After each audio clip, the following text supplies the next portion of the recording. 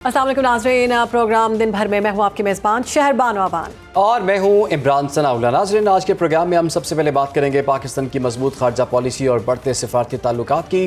तो शंघाई ताउन तंजीम के सरबराही इजलास में वज़ीर-ए-आज़म शहबाज शरीफ पाकिस्तान का मौक़िफ़ भरपूर अंदाज में पेश करने के बाद बीजिंग में गैर मामूली मुलाकातों में मसरूफ़ हैं। आज सबसे पहले शहबाज शरीफ ने फील्ड मार्शल आसिम मुनीर, वज़ीर ख़ारजा इसहाक़ डार के हमरा चीनी सदर शी जिनपिंग से मुलाकात की। सदर शी जिनपिंग ने दहशतगर्दी के खिलाफ जंग में पाकिस्तान की भरपूर हिमायत के अज़्म का इआदा किया, जबकि वज़ीर-ए-आज़म पाकिस्तान ने चीनी सदर को जनूबी एशिया में जामे मुज़ाकरात की निगरानी की दावत दी। इससे कबल वज़ीर-ए-आज़म SCO इजलास में भी जनूबी एशिया में जामे मुज़ाकरात की निगरानी के लिए चीनी सदर को दावत दे चुके हैं। देखा जाए तो वज़ीर-ए-आज़म को जामे मुज़ाकरात की दावत जनूबी एशिया के मंजरनामे में चीन को एक बरतर किरदार की पेशकश के मुतरादिफ है। वज़ीर-ए-आज़म शहबाज शरीफ बीजिंग में दूसरी मुलाकात भी कर चुके हैं रूसी सदर व्लादिमीर पुतिन से। वज़ीर-ए-आज़म ने रूसी सदर को दौरे पाकिस्तान की दावत दी। कराची में रशियन काउंसलेट के जारी किए गए प्रेस रिलीज़ के मुताबिक रूसी सदर ने वज़ीर-ए-आज़म पाकिस्तान से मुलाकात के दौरान खुशी का इजहार किया। दोनों ने पाक रशिया तजारत के फ़रोग पर भी इत्मीनान का इजहार किया। सदर पुतिन के मुताबिक रूस ने पाकिस्तान को तवानाई के वसाइल की फराहमी शुरू कर दी है और रूस पाकिस्तान की मंडियों में अनाज सप्लाई बढ़ाकर ग़ज़ाई तहफ़्फ़ुज़ के लिए पाकिस्तान की मदद करेगा। बीजिंग में वज़ीर-ए-आज़म शहबाज शरीफ की तीसरी मुलाकात ताजिकिस्तान के सदर इमाम अली रहमानी के साथ हुई है, जिसमें दोनों रहनुमाओं ने तिजारत, सरमायाकारी, तवानाई, राब्ताकारी, इलाकाई सलामती, सकाफत और अवामी रवाबत समेत मुख्तलिफ शोबों में ताउन बढ़ाने पर इत्तेफाक किया गया। इसी पर बात करेंगे। हमारे साथ मौजूद है माहिर बैनुल-अक़वामी अमूर अहमद अरबी साहब। अहमद, बहुत शुक्रिया आपने वक्त दिया। ये दो मुलाकातें इंतहाई अहम हैं, क्या समझते हैं क्या चेंजिंग होने वाली है मज़ीद इस मुलाकात के बाद, और ये जो टाइमिंग है ये कितनी अहम थी? देखें, इस वक्त पाकिस्तान की जो फॉरेन पॉलिसी है वो अपने पीक के ऊपर है। पाकिस्तान जिस तरीके से इस चेंजिंग वर्ल्ड ऑर्डर के साथ अपनी फॉरेन पॉलिसी को अलाइन करके चल रहा है, ये एक बहुत खुशाइन बात है। पाकिस्तान ने अमेरिका के साथ, आपने देखा, बहुत अच्छे ताल्लुकात पाकिस्तान के रिसेंट पास्ट में अभी पिछले 1-2 महीने के अंदर इस्टेब्लिश हुए हैं, और उसके साथ साथ पाकिस्तान ने उन ताल्लुकात को बैलेंस भी किया चाइना और रशिया के साथ। अब चाइना और रशिया के साथ भी पाकिस्तान के ताल्लुकात बहुत अच्छे तरीके से पाकिस्तान उसको नेविगेट कर रहा है, बैलेंस करके चल रहा है। और उसी कॉन्टेक्स्ट में पहले चाइना, ये जो SCO का सारा विजिट था मल्टीलेटरल, फिर उसके पास बाद जो बाइलेटरल हमारा CPEC 2 और एनर्जी सेक्टर के ऊपर जो डेवलपमेंट्स की बात हुई चाइना के साथ, फिर चाइना को मुज़ाकरात का जो पाकिस्तान ने ऑफर किया है रीजनल कॉन्टेक्स्ट के अंदर, वो बहुत इंपॉर्टेंट है। और फिर उसके बाद जो रशियन प्रेसिडेंट है व्लादिमीर पुतिन, उनके साथ जो भी इस वक्त जो मुलाकात हुई है, प्रैक्टिकली ये सारी मुलाकातें, ये सारी डेवलपमेंट्स पाकिस्तान के लिए गेम चेंजर है। इसकी टाइमिंग बहुत ज्यादा इंपॉर्टेंट है और पाकिस्तान इमर्ज कर रहा है इस सारी सिचुएशन में एज अ ब्रिज या एज नेट स्टेबलाइजर इस पूरे खत्ते का, और बिटवीन ईस्ट और वेस्ट के दरमियान में एक ब्रिज के तौर पे भी पाकिस्तान काम कर रहा है। पाकिस्तान के इस वक्त, Pakistan is perhaps only country in the world जिसके दुनिया के इस वक्त जो तीनों पोल्स हैं, यानी अमेरिका, रशिया और चाइना, तीनों के साथ आइडियल रिलेशनशिप है। अच्छा अहमद साहब, अगर देखा जाए SCO जो एलामिया जारी हुआ है उसमें ख़ास तौर पर कैटेगोरिकली जाफ़र एक्सप्रेस जो है दहशतगर्दी वाक़े का जिक्र हुआ, फिर इसके अलावा खुशदार वाक़े का भी जिक्र हुआ। तो पाकिस्तान ने पहले भी कहा है कि कोई ऐसे ममालिक भी हैं जो कि इन तमाम तर कार्रवाइयों को सियासत के तौर पर इस्तेमाल करें। ख़ास तौर पर पहलगाम वाक़े के हवाले से भी कुछ जिक्र हुआ है, लेकिन उसमें पाकिस्तान का नाम इस्तेमाल नहीं किया गया। तो ये पाकिस्तान की कितनी बड़ी सिफारती कामयाबी है? पाकिस्तान पूरी दुनिया को बता रहा है कि पाकिस्तान में जो दहशतगर्दी के वाक़यात हुए हैं उसके ताने बाने हमसाया मुल्क से जाके मिलते हैं। देखें, इसमें किसी को कोई शक ही नहीं था कि पाकिस्तान के अंदर जो दहशतगर्दी हो रही है, TTP या फितनाल खवारिज जो है, और BLA की दहशतगर्दी, उसके पीछे इंडिया है। पिछले 10 साल से 15 साल से पाकिस्तान हर एविडेंस दे चुका है इंटरनेशनल फोरम्स के ऊपर और दुनिया के मुहज़्ज़ब ममालिक को कि इंडिया पाकिस्तान के अंदर दहशतगर्दी करवा रहा है और इंडिया को रोकें। लेकिन हो ये रहा था कि जब तक आपका जो नैरेटिव है, आपके सबूत या आपका जो बयानिया है वो बैक्ड बाय हार्ड पावर ना हो, तो दुनिया भी उसको सीरियस नहीं लेती। आपने ऑपरेशन मार का हक और बुनियानुल मरसूस में करके दिखाया, अपनी हार्ड पावर को पूरी दुनिया के ऊपर प्रोजेक्ट करके दिखाया, तो अब पूरी दुनिया आपके नैरेटिव को, आपके बयानिए को, आपकी बात को, आपके सबूतों को, शवाहिद को सीरियस ले रही है। और जब आपकी हार्ड पावर बैक करती है आपके एविडेंस को, और फिर एविडेंस इतना स्ट्रांग और स्टेबल हो कि इंडिया पाकिस्तान में दहशतगर्दी करवा रहा है, तो फिर हर मुल्क मजबूर हो जाता है इसको सीरियस लेने के लिए। तो ये पाकिस्तान के लिए बहुत बड़ी विक्ट्री है, बहुत बड़ी सिफारती कामयाबी है। लेकिन ये उस जो पाकिस्तान ने मार्का हक और बुनियानुल मरसूस में अपनी मिलिट्री पावर, अपनी हार्ड पावर को एग्जिबिट किया और प्रोजेक्ट किया, पूरी दुनिया को दिखाया कि हम अपने इंटरेस्ट को, अपनी सॉवरेनिटी को और अपने पीस को प्रोटेक्ट करने के लिए हर हर हद तक जा सकते हैं। ये उसके नतीजे में आपको डिप्लोमेटिक विक्ट्रीज मिल रही है। अच्छा हसन, हमने देखा जैसे आपने भी कहा कि टाइमिंग जो है बड़ी अहम है, मुलाकातें बड़ी अहम हैं। अगर हम बात करें रूसी सदर की, तो वज़ीर आज़म के साथ मुलाकात के दौरान उनकी अगर बॉडी लैंग्वेज की बात की जाए तो ख़ास से खुश नज़र आ रहे थे। अभी ये बताया गया है कि रशिया और पाकिस्तान के दरमियान तिजारत में इत्मीनान का इजहार किया गया, मज़ीद इसमें बढ़ेगी। आप क्या समझते हैं कौन कौन से शोबे हैं जो इससे ज़्यादा फ़ायदा उठा सकते हैं? क्योंकि कहा गया है कि तिजारत और ग़ज़ाई अनाज के हवाले से तहफ़्फ़ुज़ जो है इसमें बढ़ाया जाएगा। लेकिन जी, फूड सिक्योरिटी पूरी दुनिया के लिए एक बहुत बड़ा कंसर्न बना हुआ है इस वक्त, और पिछले specially for the past 10 years, और उससे भी ज़्यादा अगर आप पिन पॉइंट करें तो यूक्रेन रशिया की जंग के बाद पूरी दुनिया की जो फूड सिक्योरिटी है उसके ऊपर एक प्रेशर आया था। इंडिया जो है बहुत अरसे से अपना गला स्टोर कर रहा है, टर्की बहुत अरसे से स्टोर कर रहा है, अमेरिका बहुत अरसे से स्टोर कर रहा है, चाइना कर रहा है और रशिया कर रहा है। पाकिस्तान की तकरीबन हमारी 250 मिलियन के करीब जो आबादी है, पाकिस्तान को भी आने वाले दिनों में प्रिडिक्ट किया जा रहा है कि जो चेंजिंग जो ग्लोबल सिचुएशन है, जो क्लाइमेट चेंज के हालात हैं, जो दुनिया में जंगों के असरात हैं, उसकी वजह से हो सकता है कि पाकिस्तान के अंदर भी फूड क्राइसिस इमर्ज करे। तो उस कॉन्टेक्स्ट में I think it is very visionary इस चीज़ को देखना कि पाकिस्तान के अंदर फूड क्राइसिस हो सकता है, और अपनी फूड सिक्योरिटी को रशिया जैसे बड़े मुल्क, बड़े रकबे के लिहाज से भी रशिया बहुत बड़ा है और रशिया की प्रोडक्शन भी बहुत ज़्यादा है, उस हिसाब से ना सिर्फ आप अनाज एक्सपोर्ट और इंपोर्ट का मामला हो, उसके साथ साथ पाकिस्तान अपनी टेक्नोलॉजिकल एडवांसमेंट भी अगर कर सके एग्रीकल्चर के ऊपर ताकि फूड सिक्योर हो सके, तो ये बहुत बड़ी और बहुत इंपॉर्टेंट डेवलपमेंट है। अच्छा, एक और चीज़ जो कि हमने देखी इस एससीओ की साइड लाइंस पर कि मोदी जो है वो भी पुतिन से मिले, उनकी गाड़ी में बैठ के गए, फिर बार बार खुश नज़र आने की वो एक नाकाम कोशिश भी कर रहे थे। आपको लगता है कि ये एक मैसेजिंग थी? मोदी जो थे वो एक मैसेजिंग कर रहे थे, सिग्नल दे रहे थे अमेरिका को कि जी अगर आपने हमारा साथ छोड़ दिया है तो हम रूस के साथ बैठने को तैयार हैं। इसका इम्पैक्ट क्या देख रहे हैं ओवरऑल आप? इसका इम्पैक्ट ये है कि मोदी के जो वो अपने कल्टिस्ट हैं, जिनको संगीज और भक्त कहते हैं, जो उसके मुल्क के अंदर मौजूद हैं, बीजेपी के कल्टिस्ट जो हैं, वो थोड़ी देर के लिए खुश हो जाएंगे। इसके अलावा इसके अलावा ना इंडिया के ऊपर इसके कोई असरात है, ना डोनाल्ड ट्रंप के ऊपर है। डायनामिक्स डिफरेंट है, इंडिया की फॉरेन पॉलिसी डायनामिक्स डिफरेंट है। इंडिया जिस तरह से अमेरिका पे डिपेंडेंट है, उस तरह से चाइना और रशिया पे डिपेंडेंट नहीं है। तो अमेरिका जो उसके टैरिफ्स पे लगाता है, डोनाल्ड ट्रंप की जो ट्रूथ सोशल के ऊपर आज की जो उन्होंने पोस्ट की, उसमें भी उन्होंने लिखा हुआ था कि इस तरीके से इंडिया की सारी इकोनॉमी अमेरिका के ऊपर डिपेंड कर रही है। तो चाइना के ऊपर उतनी डिपेंडेंस तो नहीं है, हाँ, लेकिन ये जिंगोइज्म और फोटो ऑप्स, मोदी का आप ट्विटर अकाउंट उठा के देखें तो हर 10 मिनट के बाद, 20 मिनट के बाद वो पोस्ट कर देता है, फलां के साथ मैंने हाथ मिला लिया, वर्ल्ड लीडर के साथ बहुत प्रोडक्टिव डिस्कशन हुई मेरी ट्रेड के ऊपर, डिफेंस के ऊपर। वो एक एक मिनट की डिस्कशन जो है ट्रेड और डिफेंस के ऊपर, वो आपको नजर आती है कि वो सिर्फ अपनी जो इलिटरेट ऑडियंस है उसको खुश करने के लिए कर रहे हैं। उसके अलावा आप अगर ग्राउंड रियलिटीज देखें, मैं अभी आपके प्रोग्राम में एक और बात, बहुत इंपॉर्टेंट फैक्टर है जिसके ऊपर मैं आपका ध्यान करवाना चाहूंगा कि आज जो अरेमको है, सऊदी पेट्रोलियम कंपनी बहुत बड़ी, और फिर इराक की जो पेट्रोलियम कंपनीज हैं, उन्होंने इंडिया को क्रूड ऑयल देने से इनकार कर दिया। अच्छा। ये रॉयटर्स की रिपोर्ट है।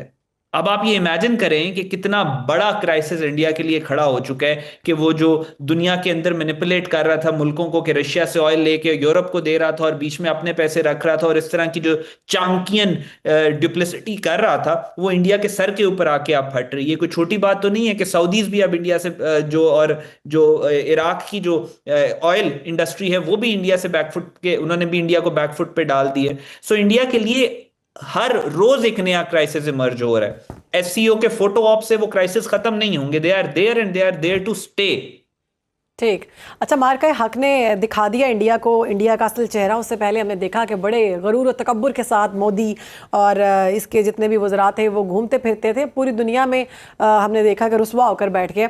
बहुत शुक्रिया। हमारे साथ मौजूद थे माहिर बैनुल-अक़वामी अमूर अहमद अल-अरबी साहब, और गुफ्तगू फरमा रहे थे। बड़ी अहम उन्होंने बात की कि अब सऊदीया ने और इराक ने भी ऑयल देने से इंडिया को मना कर दिया। बिल्कुल, और जो इंडिया के सर पे जो हाथ रखा हुआ था अमेरिका ने वो भी उठा लिया है, तो उसकी वजह से कुछ बेचैन से मोदी साहब जो नज़र आ रहे हैं और खुश दिखने की एक नाकाम कोशिश कर रहे हैं। बहरहाल इंडिया के लिए एक बहुत बड़ा क्राइसिस है और हर आने वाले दिन के बाद हम देख रहे हैं एम्बेरसमेंट भी उसकी बढ़ती जा रही है। और पाकिस्तान, जिसके लिए अब कहा जा रहा है नेट रीजनल स्टेबलाइजर के तौर पर पाकिस्तान उभर के सामने आया है। मार्का हक ने पूरी दुनिया में दिखा दिया कि पाकिस्तान कहाँ पर है और इस वक्त भारत जो है वो कहाँ पर है।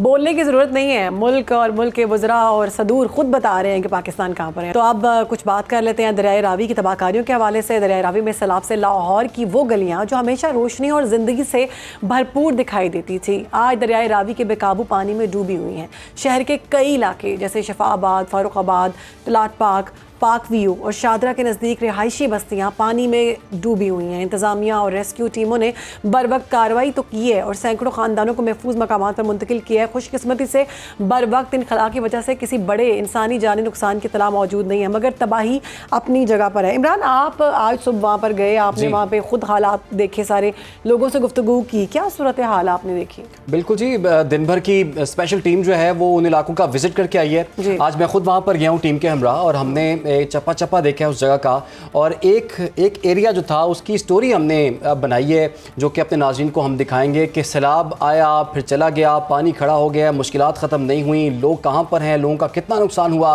और आने वाले दिन इन लोगों के लिए कितनी मुश्किलात हैं। आइए आपको वहीं ले चलते हैं। हम इस वक्त मौजूद हैं मोलनवाल और चुंग के इलाके में, और सैलाब ने इस पूरे इलाके को तहस नहस करके रख दिया है। जितनी भी यहाँ पर रिहायशी आबादियाँ मौजूद हैं वो अब रहने के काबिल नहीं रहीं। जैसे कि आप मेरे अक़ब में भी देख सकते हैं कि तमाम ये घर हैं जो कि इस वक्त पानी में डूबे हुए हैं। इन तमाम घरों में कोई एक फ़र्द भी मौजूद नहीं है क्योंकि इन तमाम लोगों को इमदादी कैंप्स में मुंतकिल कर दिया गया है। आगे जाके हम आपको दिखाएंगे कि वहाँ पर क्या सूरत हाल है, घरों का कितना नुकसान हुआ है और आगे वाले इलाके में कितना ज़्यादा पानी खड़ा हुआ है। आइए आपको लीजिए। आप मेरे अक़ब में इस वक्त पानी देख सकते हैं। अगर तो आपका ये ख्याल है कि ये कोई दरिया है या कोई नदी है, कोई झील है, तो ऐसा नहीं है। ये एक रिहायशी इलाका है जहाँ पर हालिया सैलाब ने तबाही मचाई है। आप इस वक्त मेरे दाएं और बाएं जानिब इस वक्त देख सकते हैं कोई घर ऐसा नहीं है जो कि यहाँ पर महफूज हो और वहाँ पर मौजूद जितना भी सामान है वो तबाह हो चुका हुआ है। यहाँ पर आप दाएं बाएं देख सकते हैं ये तकरीबन 80-85 फुट चौड़ी ये रोड है, और यहाँ पर इस सोसाइटी के अंदर जितना ज़्यादा पानी मौजूद है इस वक्त, आज से 2 दिन पहले इससे तकरीबन डबल पानी मौजूद था। जितने भी मकीन इस रिहायशी इलाके में मौजूद हैं उनको महफूज मकामात पर मुंतकिल कर दिया गया है। अब से कुछ ही दूर यहाँ पर पास ही एक इमदादी कैंप जो है वो कायम किया गया है और इन इलाके के तमाम मकीनों को वहाँ पर मुंतकिल कर दिया गया है। वहाँ पर उन्हें खुराक दी जा रही है, तिब्बी सहूलियात दी जा रही हैं और हुकूमत की तरफ से जो सहूलियात दरकार हैं वो तमाम उन लोगों को पहुँचाई जा रही हैं। अभी भी यहाँ पर टीमें मौजूद हैं और मॉनिटर किया जा रहा है, देखा जा रहा है, ड्रोन की मदद से भी मदद ली जा रही है कि कोई भी ऐसा घर मौजूद ना हो जहाँ पर लोग अभी तक मौजूद हों, क्योंकि ख़तरा अभी भी बरकरार है। और कहा यही जा रहा है कि जिन जिन घरों में पानी दाखिल हो चुका हुआ है वो घर अब रहने के काबिल नहीं है। इस वक्त यहाँ पर इमदादी टीम के इंचार्ज जाहिद साहब मौजूद हैं, उनसे हम तफसीलात कुछ हासिल कर लेते हैं। जाहिद साहब बताइएगा, इस वक्त ये कौन सा इलाका है और यहाँ पर पानी से कितनी तबाही हुई है? यहाँ पर तकरीबन 6 फीट तक पानी जो है नीचे उतर चुका हुआ है और लोगों के घर तकरीबन सब लोगों को इवैक्यूएट करवा लिया गया है, लोगों के जानवरों को बाहर निकाल लिया गया है। अच्छा जाहिद साहब ये बताइएगा, ये रावी से कितना दूर का इलाका है और यहाँ पर कुल कितनी आबादी है? ये तकरीबन रावी से यहाँ पर हम तकरीबन 2 से 2.5 किलोमीटर दूर हैं और आबादी यहाँ पे हज़ारों की तादाद में आबादी है यहाँ पर। अच्छा ये बताइएगा कि अभी तो हम देख रहे हैं तकरीबन 5-6 फुट तक पानी इस इलाके में मौजूद है। 2 रोज़ पहले जब सैलाबी रेला बहुत ज़्यादा था उस वक्त कितना पानी यहाँ पर आया था?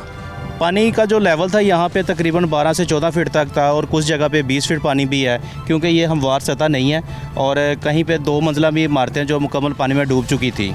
अच्छा क्या अंदाज़ा है कब तक ये पानी जो है वो उसका निकास हो जाएगा? इसको कई हफ्ते लग सकते हैं और गवर्नमेंट भी इस हवाले से काफ़ी मशीनरी को इस्तेमाल कर रही है ताकि पानी को जल्द अज जल्द यहाँ से खाली किया जा सके। ठीक है, जाहिद साहब हमारे साथ जी मौजूद थे और बता रहे थे, आप देख रहे हैं कि जैसे जैसे हम इस तरफ आ रहे हैं इस वक्त पानी का बहाव यहाँ पर तेज़ भी होता हुआ नज़र आ रहा है और पहले जो वहाँ पर 4 फुट 5 फुट तक पानी था, अब तकरीबन 10 से 12 फुट की हाइट पे हम इस वक्त पहुँच चुके हुए हैं। कोई घर ऐसा नहीं है जो कि पानी से मुतासर ना हुआ हो, कोई गली ऐसी नहीं है, अगर मेरा कैमरामैन आपको दिखा सके कि कोई गली ऐसी नहीं है जो कि पानी में ना डूबी हो। पूरे गेट्स जो हैं वो पानी में डूबे हुए हैं, पूरी दुकानें यहाँ पर पानी में डूबी हुई हैं, बड़ी बिल्डिंग्स यहाँ पर मौजूद हैं। दरख्त देख सकते हैं, इतना बड़ा दरख्त है जो कि इस वक्त पानी में डूबा हुआ है। जितना आगे जाते रहेंगे पानी का इस वक्त हमें मिकदार जो है वो काफ़ी ज़्यादा दिखाई दे रही है और यहाँ पर सूरत हाल काफ़ी गंभीर है। आप देख सकते हैं ये तारें बहुत ऊँची हैं, लेकिन इसके लिए भी हमें एहतियात से ही गुजारा करना पड़ रहा है और आपको पता है कि इस हाइट तक भी पानी पहुंच चुका हुआ है। बिल्कुल मेरे लेफ़्ट साइड पे अगर आपको मैं दिखा पाऊँ तो ये बिजली की तारें हैं। इस पूरे इलाके में बिजली भी मुनक़ता कर दी गई है और अगर आपको मैं ये बता पाऊँ कि यहाँ पर जो माल मवेशी थे, किसी ने सोचा है कि उनका क्या हुआ होगा? वहाँ पर भी इन तमाम माल मवेशियों को, भेड़ बकरियाँ थी, गाय थी, बैल थी, उनको यहाँ से इवैक्यूएट किया गया है और हम देख रहे हैं कि इस वक्त जितना आगे जा रहे हैं पानी जो है वो ज़्यादा होता हुआ दिखाई दे रहा है। दिन भर की तमाम टीम जो है मुख्तलिफ इलाकों में मौजूद है। जहाँ ये सैलाब आया है, जहाँ सैलाब ने तबाही मचाई है, जहाँ रिलीफ कैंप्स कायम किए गए हैं, जहाँ ऑपरेशन हो रहे हैं और जहाँ इनको खुराक और इमदादी सामान जो है वो फ्राहम किया जा रहा है, उस तमाम तर सूरत हाल से हम आपको गाहे बगाहे अपडेट करते चलेंगे।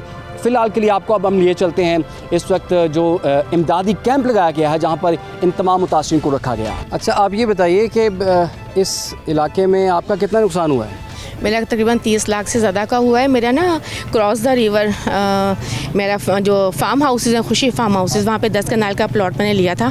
तो अभी मैंने वहाँ पे कंटेनर रखवाया था, अपना पोर्टेबल वॉशरूम रखवाया था और ये जो होते हैं ना पत्थर के बेंच रखवाए थे और वहाँ पे मैं ना किन्नुओं का बाग लगाना चाह रही थी। लेकिन मुझे आज सुबह इत्तला मिली है कि मेरा कंटेनर भी और पोर्टेबल वॉशरूम, इसमें सारा सामान भी था मेरा जो मैंने बोर वगैरह करवाना था, तो वो कह रहे कि बह गया आपका ना। तो यहाँ पे तो हम देख रहे हैं हर घर में बहुत ज़्यादा लाखों का नुकसान हो गया है और आपने तो बड़े उसके साथ अपना वहाँ पे ज़मीन भी ली और उसके लिए तैयारी भी आप कर रही थी, तो भी कुल कितना नुकसान हो गया होगा इस पूरे इलाके में?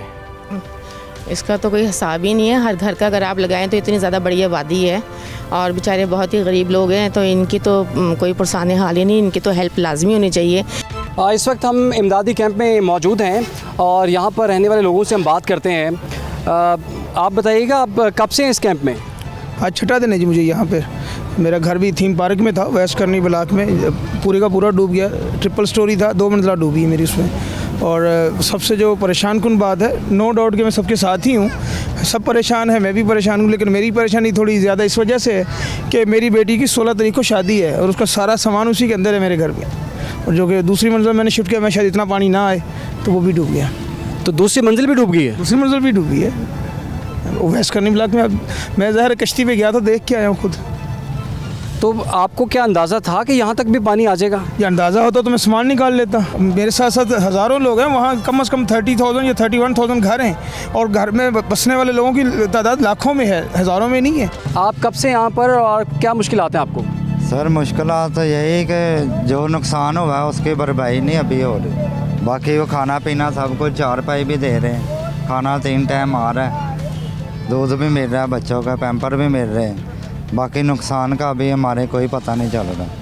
यहाँ पर ख़वातीन भी हैं, बच्चे हैं, छोटे बच्चे हैं, बुज़ुर्ग हैं और आपको पता है कि मौसम भी कुछ ऐसा है कि यहाँ पर रहना भी एक चैलेंज से कम नहीं है।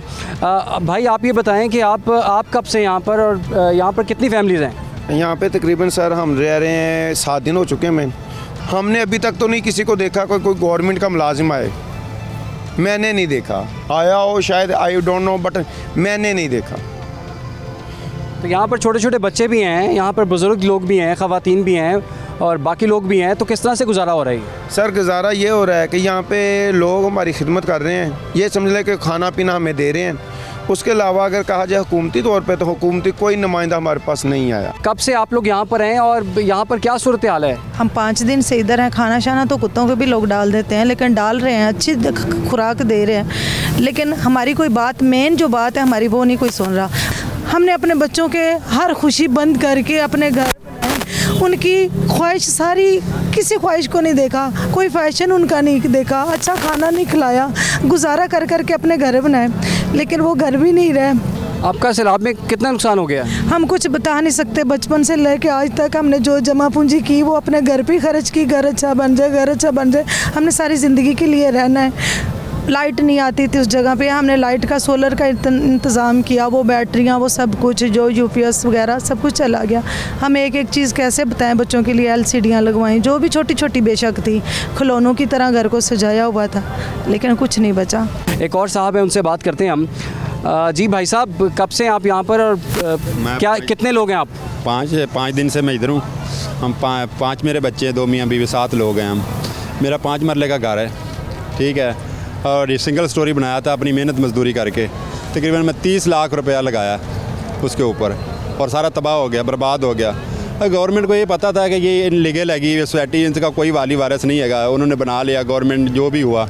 लेकिन हमारा अब क्या, उनकी सहूलत हमें क्या दी उन्होंने? कुछ भी नहीं दिया। हम तो रोड पे आ गए। कोई देखो ना, 2-4 पाइयाँ उन्होंने दी हैं बेचारों ने रहने के लिए, बारिश है, बड़ी मुश्किल, रात को सोते भी नहीं हैं। जी, एक और खेमे में हम आए हैं और यहाँ से भी बात करते हैं इनसे। आप बताइए कितने लोग आप लोग यहाँ पर आए हैं? जी मेरे 9 बच्चे हैं, 2 मियाँ बीवी हैं। लाहौर च नौकरियां कर के बड़े मेहनत नाल चीज़ां बनाईयां सी, अज असीं रड़े ते आ गए। सानूं बहुत इस गल दा अफसोस है, साडा मसला हल किया जाए, तुहाडी बड़ी बड़ी मेहरबानी होएगी। माँ जी, आप ये बताइए कि आप कब से यहाँ पर हैं और आपका कितना नुकसान हुआ है? 4 दिन हुए हैं, लेकिन मेरा तो घर का पूरा सामान अंदर है और 5 मरले में ना मेरा घर है और इधर थीम पार्क में है, लेकिन हमने एक सुई भी नहीं निकाली, सब कुछ अंदर है। 3 बेटियों का जेज का सामान अंदर ही था और मेरा भी अंदर था, लेकिन ये हमारे साथ ज्यादती हुई है। हमारी ये अपील है कि हमें घर लेके दें, हमें तो घर चाहिए। तो अभी आपने वापसी का कुछ बताया इन लोगों ने आपको? नहीं, अभी यही कहना है कि उधर पानी बहुत ज़्यादा और चोर डाकू सामान निकाल रहे हैं। बहुत परेशानी बेटा, मेरे पास तो इतना नहीं है कि मैं अभी कुछ बना सकूं।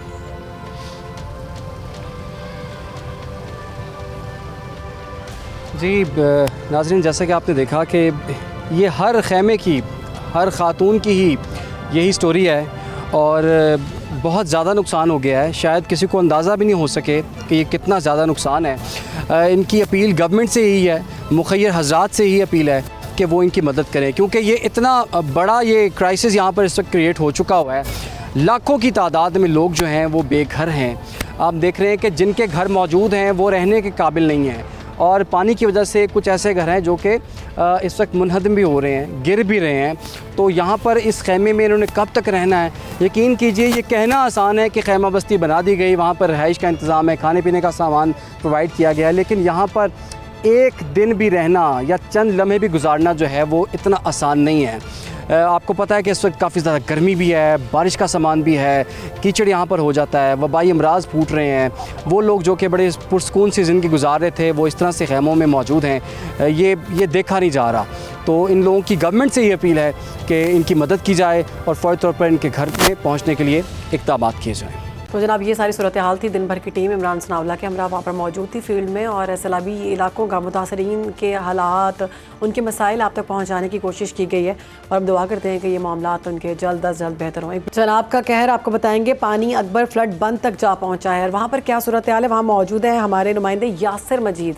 यासिर, बताइएगा क्या सूरत हाल देख रहे हैं आप? जी, दरिया चनाब का सैलाबी रेला जो ऐसा ऐसा मुल्तान की जाने बढ़ रहा है और मुल्तान में पानी का बहाव पहले से ज़्यादा हो रहा है। गुज़िश्ता रात तक हेड तरीमू से पानी का इखराज 5.5 लाख क्यूसेक था, जो अब कम होकर 5 लाख क्यूसेक तक हो गया है और ये तमाम तर पानी अब आगे मुल्तान की जाने बढ़ रहा है। इस टाइम जो अकबर फ्लड बंद है हेड मोहम्मद वाला के करीब, यहाँ पर पानी पहुँच चुका है। बिल्कुल हमारे साथ ये फ्लड बंद है और पानी के जो रफ्तार है वो ऐसा ऐसा ज़्यादा होने की वजह से जो उसका पानी का इजाफा है वो साथ जारी है, लेकिन इंतज़ामिया की जानिब से अब हेड मोहम्मद वाला रोड पर जो ब्रीचिंग पॉइंट बनाया गया था उसको तोड़ने की मुकम्मल तैयारी कर ली गई है। इस टाइम तमाम रोड जो है वो हर किस्म की ट्रैफिक के लिए बंद कर दिया गया है। पीछे आप देख सकते हैं कि ये पुलिस, ट्रैफिक पुलिस यहाँ पर बैरियर्स लगाकर तमाम जो है रोड को मुकम्मल तौर पर बंद कर दिया गया। वो लोग जो इन बैरियर्स को क्रॉस करने की कोशिश कर रहे हैं उनको गिरफ्तार भी साथ साथ किया जा रहा है। पुलिस का कहना है कि किसी किस्म की कोई मूवमेंट जो है अब हेड मोहम्मद वाला की तरफ नहीं होगी। अकबर फ्लड बंद जहाँ पर इस समय मैं मौजूद हूँ, लोगों की एक बड़ी तादाद यहाँ पर इकट्ठी है और इंतज़ार कर रही है कि ब्रीचिंग किस वक्त होती है। जी ठीक है, बहुत शुक्रिया यासिर, आपने हमें आगाह किया। हेड तरीमों पर भी ऊंचे दर्जे का सैलाब है, वहाँ पर क्या सिचुएशन है ये जानेंगे जवाद वसीम से। जवाद, आगाह कीजिएगा। जी बिल्कुल, मैं इस वक्त मौजूद हूँ हेड तरीमों के मकाम पर, जहाँ पर दरिया चनाब में ऊंचे दर्जे का सैलाब है। दरिया चनाब में इस वक्त 4,45,712 क्यूसेक का जो रेल है वो गुजर रहा है, जिसकी वजह से जो डाउन स्ट्रीम के इलाके हैं, हेड तरीमों के डाउन स्ट्रीम के तहसील 18,000 के इलाके बहुत मुतासर हो रहे हैं। अगर इलाकों की बात की जाए तो लतीफ़ शाह, कामरा, बिल्लड़, इमराना जनूबी, कोट रुस्तम, जबुआना, रशीदपुर और दीगर इलाके मुतासर हुए हैं, जहाँ पर एक फुट पानी अभी तक मौजूद है, जबकि पानी जो है वो इन इलाकों की तरफ मज़ीद बढ़ता ही जा रहा है, जिसकी वजह से वहाँ जो सैलाब के मुतासरीन हैं वो शदीद मुतासर हो रहे हैं। जहाँ पे जो फसलें हैं वो तबाह हो चुकी हैं, गंदम चारा न होने की वजह से मवेशियों को भी शदीद मुश्किलात का सामना है। लेकिन इस बार अगर दरिया चनाब में इंडिया की जानिब से पानी छोड़ा जाता है या बारिशें शदीद हों तो हेड तरीमों और 18,000 के जो दीगर इलाके हैं वहाँ सूरत हाल इंतहाई मखदूश हो सकती है। जी रावी के सैलाबी रेले ने दर्जनों घरों को अपनी लपेट में ले लिया है। मुतासरा खानदान खुले आसमान तले बेयारो मददगार बैठे हैं। अगरचे मुतासरीन के लिए करीबी स्कूल में इमदादी कैंप कायम कर दिया गया है, लेकिन मुतासरीन का ये कहना है कि उन्हें आर्जी पनाह नहीं बल्कि मुस्तकिल रिहाइश फ्राहम की जाए। असिस्टेंट कमिश्नर सुंबल जावेद का कहना है कि वक्ती कैंप तो कायम कर दिए गए हैं, ताहम घरों की तामीर से मुतल्लिक फैसला हुकूमती पॉलिसी के तहत ही किया जाएगा। मजीद जानते हैं वहाँ मौजूद हमारे नुमाइंदे सुहेल अब्बास बलोच से। सुहेल, बताइएगा क्या कहना था मजीद?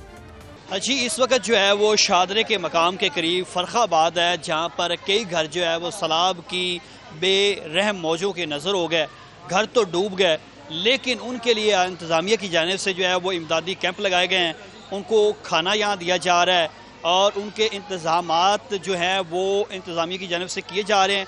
असिस्टेंट कमिश्नर तहसील रावी हमारे साथ मौजूद हैं, इनसे बात करते हैं। मैडम, अब तक की क्या सूरत हाल है? इस कैंप में जब ये लगा था तो हमारे तकरीबन 300 के करीब लोग थे, लेकिन जब एक दफ़ा रिवर का फ़्लो नीचे चला गया और वो डिक्रीज़ हो गया, हमने रीस्टोरेशन की तरफ अपनी एक्टिविटीज़ शुरू कर दी। कल के दिन में हमारी 10 फैमिलीज़ जो हैं वो अपने घर मूव कर गई हैं। बाकी जितनी भी ख़वातीन यहाँ पर हैं, इनको 3 टाइम का खाना भी दिया जा रहा है, इनके बच्चों के लिए दूध दिया जा रहा है, तमाम फैसिलिटीज़ यहाँ पर मौजूद हैं। इनके सर्वे का काम स्टार्ट किया गया है क्योंकि घर थे, कच्चे मकान थे और काफ़ी उनको डैमेज भी हुआ है, तो उनका साथ साथ हम सर्वे कर रहे हैं और जो इनकी लाइट थी उसकी बहाली की तरफ गए हैं। पूरे हमारे इलेक्ट्रीशियंस, लेस्को सब इनके घरों को 1 बाय 1 चेक कर रहे हैं जो इन्होंने इंडिकेट करवाया है।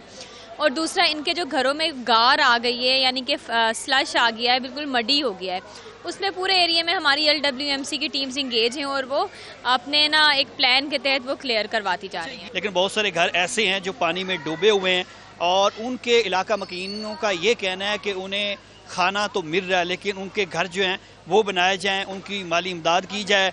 और वज़ीर आला पंजाब जो हैं वो ऐलान कर चुकी हैं, लेकिन उनकी इमदाद के ये मुंतज़िर हैं। जी ठीक है, बहुत शुक्रिया सुहेल अब्बास बलोच, हमें अपडेट कर रहे थे लोगों को किस तरह की सहूलियात फ्राहम की जा रही हैं, क्योंकि ये काफ़ी लंबा प्रोसेस होगा, क्योंकि हम देख रहे हैं कि जहाँ पे पानी सख्त मौजूद है वो जल्दी उसकी निकासी कोई चांसेस मौजूद नहीं है। इसमें दिन, हफ्ते और ये भी कहा जा रहा है कुछ महीने भी लग सकते हैं। इस हवाले से दिन भर की टीम आपको लम्हा आगाह रखेगी। फिलहाल के लिए हमें दीजिए इजाज़त।